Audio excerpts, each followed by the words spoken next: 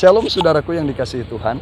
Ya, kembali kita berjumpa pada kali ini dalam satu kesempatan di mana ya kita boleh bertemu walaupun lewat video saja, tapi saya percaya lewat video ini dapat memberkati saudara, memberkati iman Anda ya.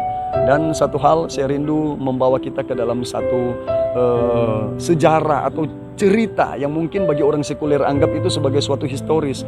Tapi bagi kita, apa yang terjadi dalam Alkitab walaupun sudah beribu-ribu tahun yang lampau, itu bukan sekedar historis, tapi itu karya ilahi yang tetap relevansinya sampai sekarang ini, di mana karya Allah dari dulu, sekarang bahkan sampai selamanya itu tidak pernah berkesudahan, tidak pernah berubah, karena dia Allah yang mutlak ya. Jadi pada saat ini saya rindu mengajak kita untuk melihat sedikit ke dalam firman Tuhan dalam Alkitab tentang apa yang pernah terjadi di masa lampau, iman dari orang-orang di masa itu, dan di masa Yesus ada dalam pelayanan. Nah, pada siang ini ya saudara, saya pada saat ini di siang hari, dan saya berada di lokasi di mana disebut perumahan Citraland, dan di belakang saya ada monumen dari patung ya yang dibuat dalam bentuk seperti Tuhan Yesus, tapi ini bukan Tuhan Yesus. Ini cuma sebagai satu simbol di mana monumen ini didirikan di kota Manado, karena ini memberikan satu simbol bahwa daerah ini, kota ini, daerah ini adalah daerah yang selalu bergantung kepada Tuhan. Kalau bukan Tuhan, kita tidak bisa berbuat apa-apa. Nah, inilah monumen Yesus memberkati kota Manado yang mungkin saudara sudah pernah menonton lewat siaran-siaran televisi. Nah, disinilah saya rindu membagikan suatu bagian dari firman Tuhan yang akan menguatkan, saya percaya akan menguatkan iman saudara dan saya. Dan di belakang saya, saudara boleh sekali-sekali melirik ke patung yang ada, melihat monumen Yesus memberkati. Nah, patung ini sebagai simbolis ya bagi kota Manado dan Sulawesi Utara. Tapi saya tidak berbicara panjang tentang monumen, tentang patung. Saya berbicara tentang apa yang Yesus pernah lakukan di masa lampau, dan orang-orang mengalami berkat bahkan mujizat yang Tuhan nyatakan di waktu itu. Dan itu kembali bergantung di dalam kehidupan saudara dan saya. Apakah kita benar-benar percaya seperti mereka di masa lampau kepada apa yang Yesus katakan. Tapi mari pada saat ini saudara, sebelum ya saya membawa kita dalam pelayanan firman Tuhan, mari kita berdoa sedikit ya, berdoa sejenak singkat sebelum kita dengar firman Tuhan. Mari. Tuhan Yesus, pada saat ini kami bersyukur, berterima kasih Tuhan, di mana kami diberikan kesempatan oleh Tuhan untuk kembali belajar tentang firman Tuhan, dan kami ingin mengerti lebih dalam rahasia tentang kuasa dan kebangkitan dan kemuliaan Tuhan yang sudah pernah terjadi, dan kami percaya sampai hari ini bahkan selamanya akan tetap terjadi bagi setiap kami yang benar-benar bergantung dan percaya kepada Tuhan. Saat ini Tuhan, urapi kami semua untuk mendengar dan belajar firman Tuhan, dan urapi hamba-Mu secara khusus dalam pelayanan firman-Mu pada saat ini. Kami siap belajar dan mendengar firman Tuhan dalam nama Tuhan Yesus Kristus, Juru Selamat kekasih jiwa kami yang hidup. Haleluya. Amin. Nah saudara, yang Tuhan ingin sampaikan kepada kita bahwa mujizatnya itu masih terus terjadi ya. Mujizatnya masih terus terjadi dalam kehidupan saudara dan saya, dan itu datang dari iman kita. Nah, bagaimana kita meresponi kuasa dan kemuliaan Tuhan. Nah, di hari-hari ini, apalagi dalam masa COVID seperti ini saudara, tentu kita semua diberikan satu dampak dalam psikologi kita ya, di mana ada rasa kecemasan, rasa ketakutan, bahkan ya ketakutan yang berlebihan, di mana kita lebih takut tentang COVID daripada Tuhan, lebih percaya kepada COVID daripada percaya kepada Tuhan. Sampai-sampai orang takut datang ke gereja, takut datang beribadah, ya takut dalam segala hal.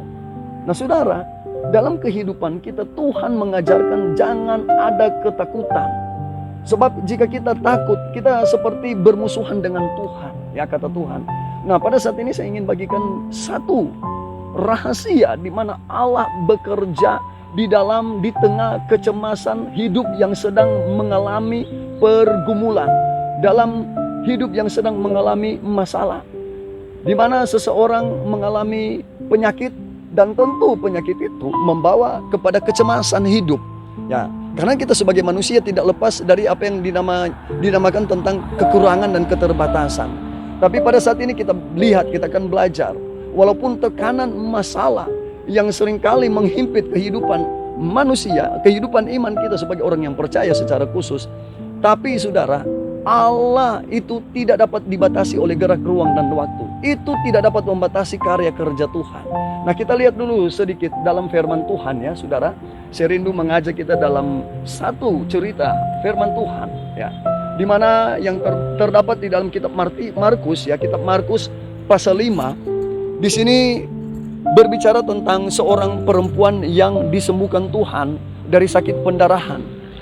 Saya baca saja mulai dari ayat 25 saudara. Dan saudara boleh membaca seterusnya atau dari ayat-ayat sebelumnya. Saudara dapat membacanya.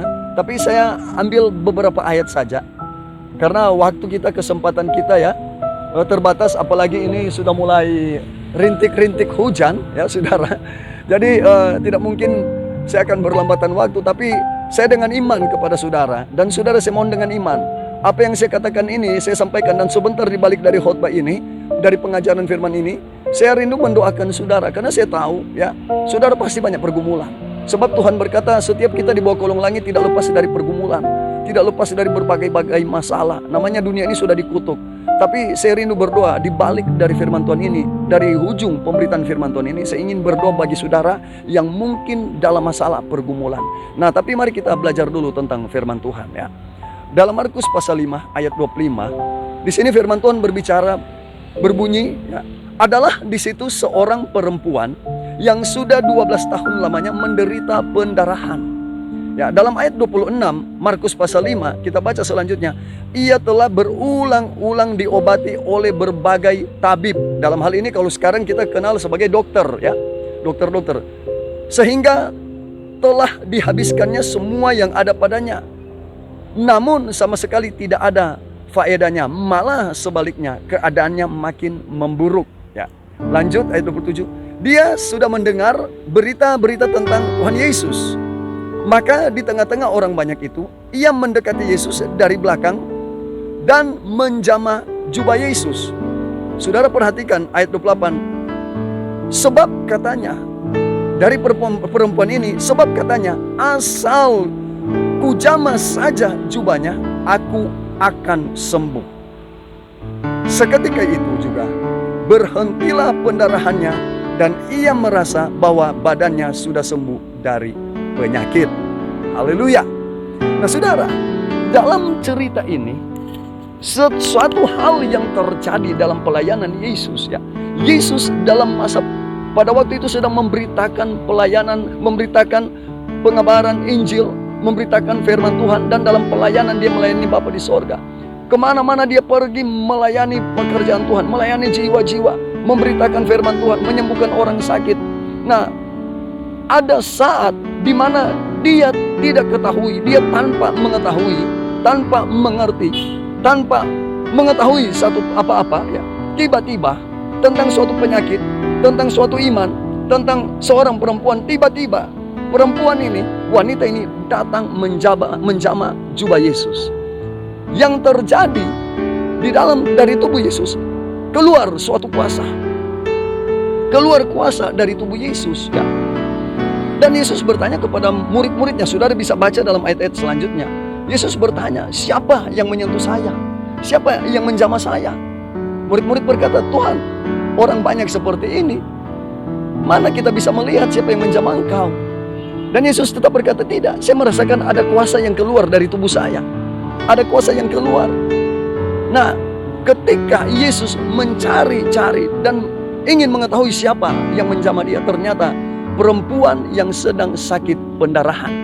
Dan yang terjadi pada perempuan ini, ketika dia jamah jubah Yesus, dia langsung disembuhkan, otomatis langsung sembuh secara otomatis. Padahal dia sudah berulang-ulang kali, bahkan mungkin bertahun-tahun dia pergi ke dokter, mencari tim medis, perawat atau dokter ya, ke rumah sakit mungkin kalau seperti sekarang. Tetapi tidak ada perubahan, tidak kunjung sembuh, malah semakin hari tambah parah. Tapi karena imannya yang dia mengenal, dia melihat, dia mendengar bahwa Yesus adalah tabib di atas segala tabib, dokter di atas segala dokter, di mana mujizat demi mujizat terjadi dan terjadi setiap di mana Yesus pergi terjadi mujizat. Maka wanita ini dibangunkan imannya bahwa ada sang penyembuh, ada tabib di atas segala tabib, ada dokter di atas segala dokter, yaitu Yesus Kristus sendiri. Nah saudara, ketika dia datang, dia berkata sebelum dia menjamah Yesus, dia bilang, asal saja ku jamah jubah Yesus. Kenapa keluar kalimat dari dalam dia, asal saja ku jamah jubah Yesus? Satu hal saya ingin katakan kepada saudara, di mana di dalam kehidupan wanita ini, pribadi seorang perempuan yang sakit ini, dia memiliki iman yang tidak terbatas, yaitu iman yang tidak terbatas. Nah, iman inilah yang membawa dia ke dalam satu perubahan yang sangat drastis, sehingga ketika dia berkata asal saja aku jamah, aku sembuh, maka benar itu terjadi dalam kehidupannya.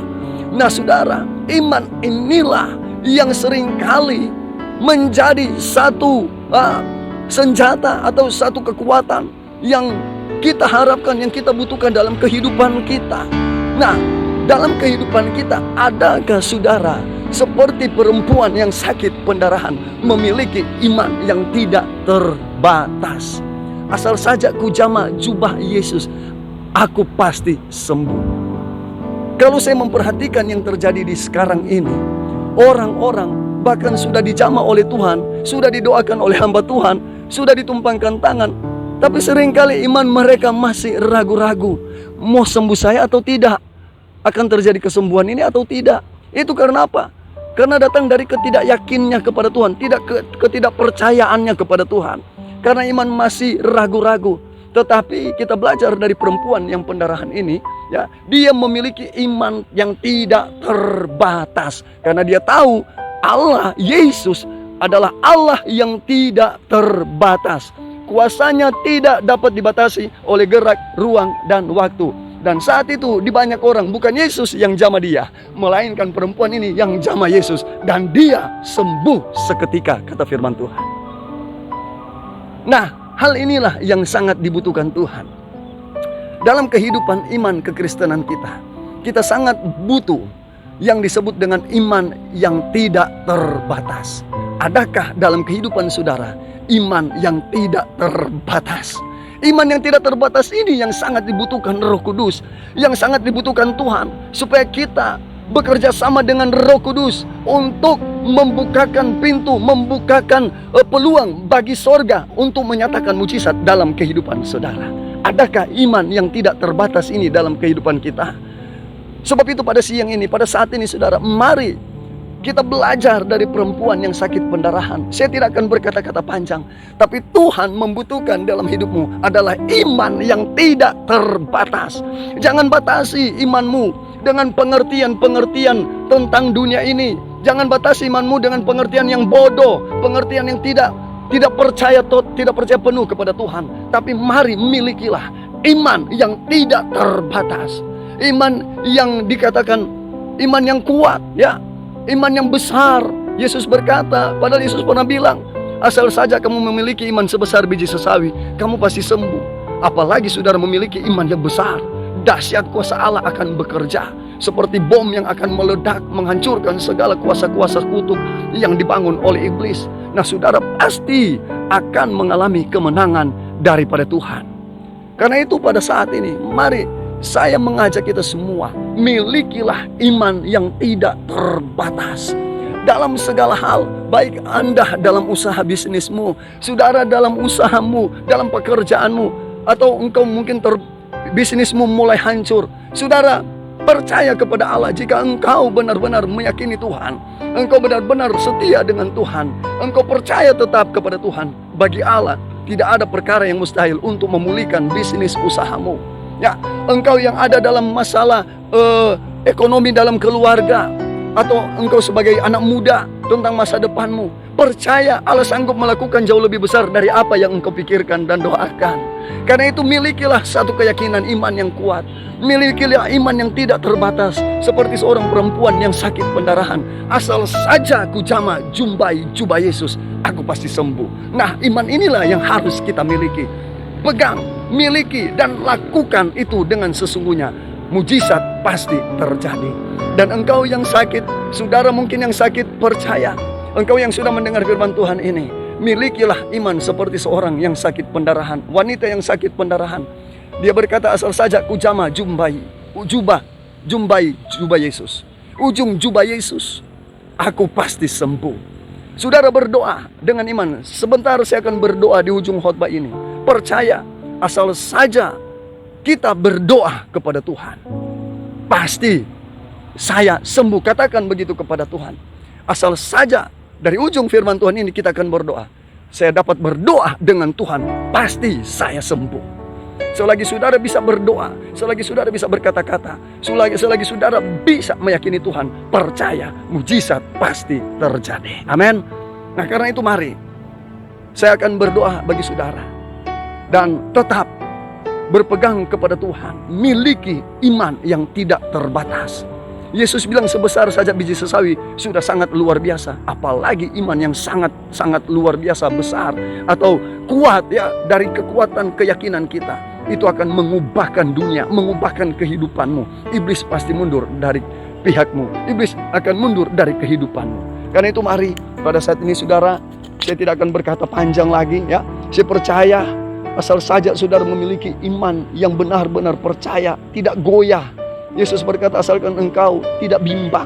Asal saja engkau tidak bimbang, engkau tidak ada keraguan sekecil pun, engkau akan dapat memindahkan pohon, memindahkan gunung. Berbicara tentang gunung, berbicara tentang pencobaan, gunung-gunung pencobaan yang engkau harus daki. Engkau harus naik ke puncak, tapi penuh dengan pergumulan masalah. Bagi Allah tidak ada perkara yang mustahil untuk membawa Anda sampai ke puncak gunung. Berbicara puncak masalah, Tuhan mampu membawa Anda terbang tinggi melewati badai bagaikan Raja Wali. Asal saja engkau percaya sungguh kepada Tuhan, penyakitmu akan sembuh, masalahmu akan selesai, perekonomianmu akan dibereskan Tuhan, bisnismu akan ditolong Tuhan, engkau pasti diberkati. Masa depanmu tidak ada perkara yang mustahil bagi Tuhan. Haleluya, puji Tuhan. Mari pada saat ini saudara, saya akan berdoa. Engkau yang ada dalam pergumulan, engkau yang ada dalam masalah apapun, bahkan yang secara khusus dalam keadaan yang sakit, mari berdoa. Arahkan tanganmu di gadget. Bagi Tuhan tidak ada perkara yang mustahil. Engkau melihat simbol yang ada di belakang ini. Ini pertanda bahwa Tuhan masih ada sampai sekarang ini. Tetapi masalahnya, masih adakah Tuhan di dalam iman saudara? Masih ada keyakinan tentang Tuhan? Sekecil pun imanmu ada, Tuhan bilang, Tuhan berkata, besar khasiatnya, besar kuasanya. Iman sebesar biji sesawi dapat memindahkan gunung-gunung pencobaan, gunung pergumulan, gunung masalah.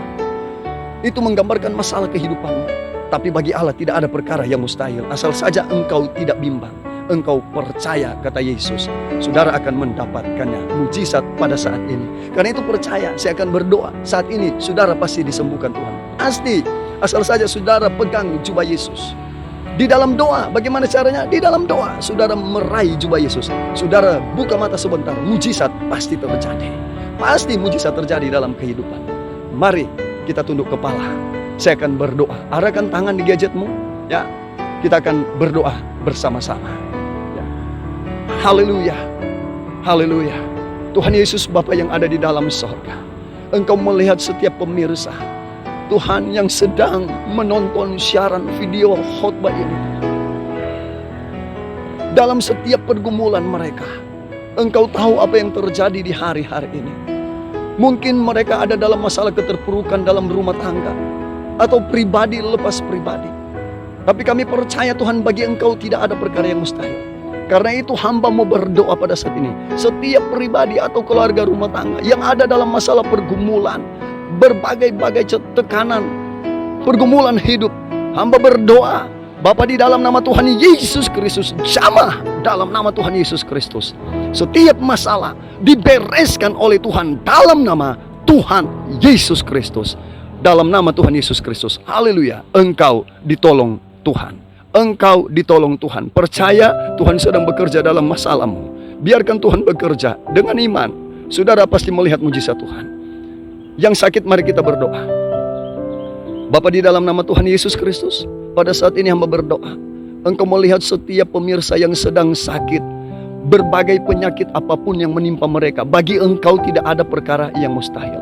Sebab itu Tuhan, pada saat ini setiap umat-Mu, setiap jemaat, bahkan pribadi lepas pribadi, atau pemirsa yang menonton siaran ini, mereka yang sakit Tuhan, yang sakit, di dalam nama Tuhan Yesus Kristus, dalam nama Tuhan Yesus Kristus, Roh Kudus jamah dalam nama Tuhan Yesus Kristus, jadilah sembuh. Hai kuasa penyakit, keluar dari tubuh setiap jiwa-jiwa, dari setiap pemirsa, dalam nama Tuhan Yesus Kristus. Sembuh. Engkau disembuhkan Tuhan pada saat ini. Engkau sudah disembuhkan Tuhan pada saat ini, dalam nama Tuhan Yesus Kristus. Penyakit apapun sudah Tuhan jamah. Engkau sudah ditolong Tuhan. Percaya engkau sudah disembuhkan Tuhan. Mujizat sudah terjadi. Saudara yang masalah dalam ekonomi, pergumulan, atau usaha, atau bisnis, mari saudara arahkan tangan ke layar. Saya akan berdoa.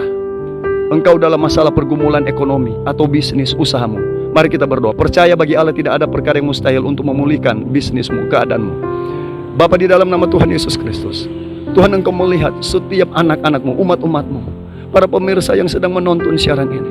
Mereka dalam pergumulan ekonomi, secara pribadi, keluarga, ataupun mereka yang dalam usaha pekerjaan, bahkan pun mereka dalam sedang menjalankan bisnis usaha mereka yang hari-hari ini terancam Tuhan. Kami mau berdoa kepadamu Tuhan, di mana di hari-hari ini mereka sedang dalam masalah perekonomian atau bisnis yang ada. Hamba berdoa dari tempat ini, Roh Kudus tidak terbatas. Di dalam nama Tuhan Yesus Kristus, Engkau melihat setiap tangan-tangan yang terangkat kepadamu. Jamah dalam nama Tuhan Yesus Kristus. Jamah setiap perekonomian mereka, di dalam nama Yesus dipulihkan oleh Tuhan. Pulih dalam nama Tuhan Yesus Kristus. Dan setiap usaha, bisnis, pekerjaan, dalam nama Tuhan Yesus Kristus dipulihkan kembali juga oleh Tuhan. Dan diberkati dalam nama Tuhan Yesus Kristus. Diberkati dalam nama Tuhan Yesus Kristus. Terpujilah nama Tuhan. Terima kasih, kami berdoa mengucap syukur. Haleluya. Amin. Amin. Puji Tuhan saudara, engkau sedang mengalami mujizat dari Tuhan. Saya menunggu surat dari Anda lewat email. Anda bisa mengirimkan email dalam email wensirepi@gmail.com. Saudara boleh bersaksi sampaikan video Anda di situ atau kesaksian Anda. Saya percaya Tuhan sedang bekerja dan engkau dengan iman sudah dijamah Tuhan pada saat ini. Saya rindu menunggu kesaksian Anda yang dipulihkan Tuhan, yang sudah dijamah disembuhkan. Anda boleh bersaksi, Anda boleh kirim ke mail saya dan kita boleh share sebanyak-banyaknya kepada banyak orang kesaksian saudara. Mereka akan mengalami mujizat. Dan saudara juga yang sudah menonton siaran ini, saudara boleh like, saudara boleh komen, silakan, dan berikan kesaksianmu juga. Dan Anda juga boleh bagikan video ini, share kepada orang-orang lain sebanyak-banyaknya, supaya mereka akan mengalami mujizat, mengalami kemenangan lewat siaran, lewat video ini. Dan kita semua diberkati oleh Tuhan. Mereka diberkati, kita pun diberkati. Pahalamu besar dalam kerajaan surga. Puji Tuhan. Tuhan Yesus berkati saudara semua. Dan tetap kuat, milikilah iman yang tidak terbatas, sebab bagi Allah tidak ada perkara yang mustahil. Tuhan memberkati, dan sampai kita berjumpa kembali dalam video-video selanjutnya. Dan tetap kuat bersama dengan Tuhan. Haleluya.